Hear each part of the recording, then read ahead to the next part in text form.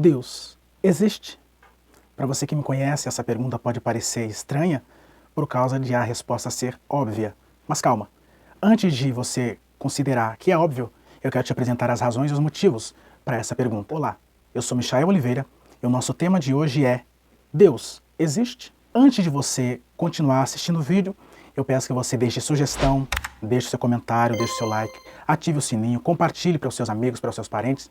Como eu disse, a minha pergunta pode parecer óbvia, mas eu quero te apresentar algumas razões, alguns motivos pelo qual eu acredito.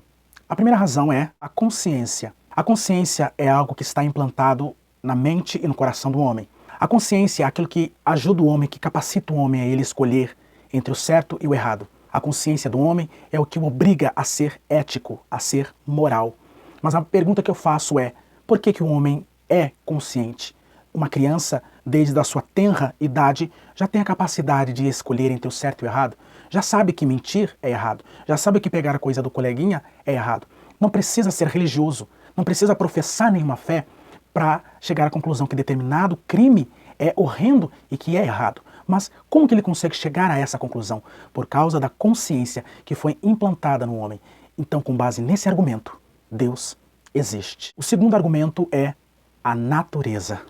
Olhe para o mundo macro do nosso universo. Mais de 175 bilhões de galáxias existentes. Admire a distância entre a Lua e a Terra, com medidas precisas. Um pouco mais perto ou um pouco mais distante, colocaria a gravidade planetária em um profundo colapso. A Lua está na distância precisa, na distância exata. Olhe ainda para a natureza, os animais, as paisagens. Olhando para o macro, eu consigo admirar que há alguma coisa por detrás. Ali há a assinatura de alguém. Mas se você não quer olhar para o mundo macro, olhe para o micro. Quão é complexo? Apenas uma simples folha de árvore, com as suas divisões, só deixa claro, só deixa a impressão de que há assinatura. Olhe ainda para a complexa conexão dos neurônios, dos milhares de neurônios do cérebro humano, com as suas conexões, com as suas terminações nervosas. Esse cérebro é capaz de controlar a melhor máquina já inventada, que é o corpo humano. Olhe ainda o desenvolvimento de um bebê dentro da mãe. Olhando para essas coisas, para a natureza, para a criação, eu chego à conclusão: Deus existe. Terceiro argumento que eu apresento aqui como prova da existência de Deus é a Bíblia. Calma, quando eu digo prova, eu não digo prova científica, não digo prova laboratorial. Porque muitas pessoas, quando olham para a Bíblia, quando olham para as Escrituras, querem encontrar nela respostas científicas que satisfaçam a medicina, a biologia, a antropologia, a paleontologia.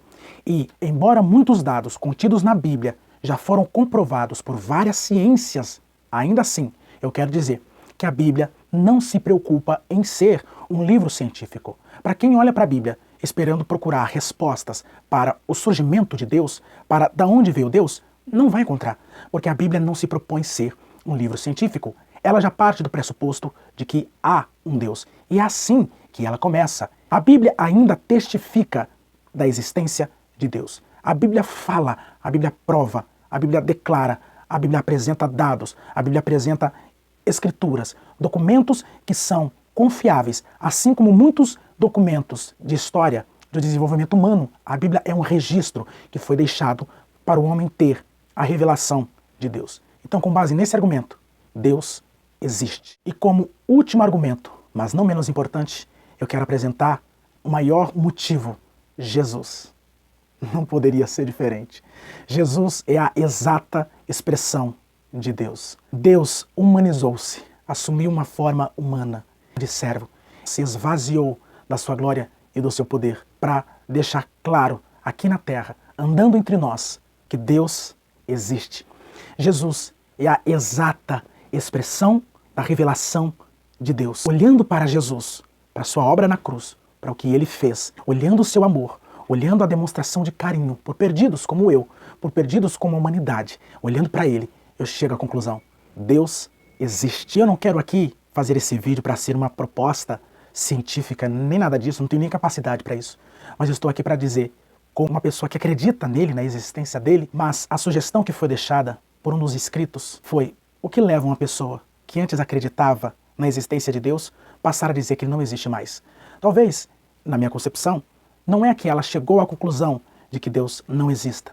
Talvez seja algum desapontamento, alguma decepção com pessoas, com situações, com aquilo que ela viveu, com aquilo que ela já enfrentou. Pessoas com quem ela se deparou, talvez a fizeram chegar à conclusão: não vale a pena acreditar num Deus que não cuida de mim, não vale a pena acreditar num Deus que não olha por mim. Mas se você é essa pessoa que viveu coisas que te desagradaram, que te desapontaram, eu quero dizer que Deus não te desapontou. Deus não te desamparou.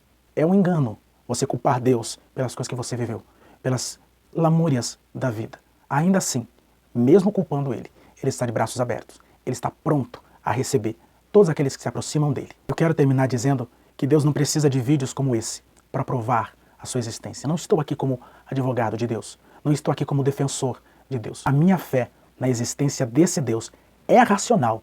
Embora, para se aproximar dele, precise de fé, mas eu preciso ser racional. E a minha fé a fé daquele que acredita é racional.